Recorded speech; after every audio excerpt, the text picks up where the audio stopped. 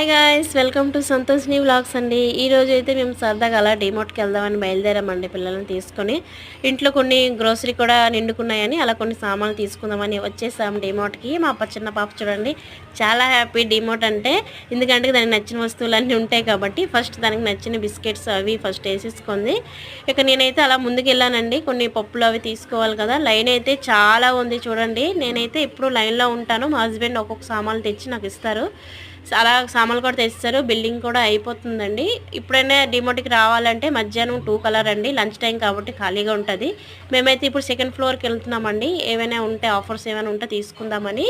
Cups bowls అవన్నీ చాలా బాగున్నాయి. బౌల్స్ కూడా బాగా పెట్టారు ఆఫర్స్లో. నేనైతే ఒక 3 బౌల్స్ తీసుకున్నాను, ఎక్కువ ఏం తీసుకోలేదు. మా పాప హస్బెండ్ చూడండి రిమోట్ని ఎలా చూసుకుని అలా తిరుక్కుంటున్నారు. బౌల్స్ అయితే చాలా బాగున్నాయండి, ప్యాన్స్ అవన్నీ.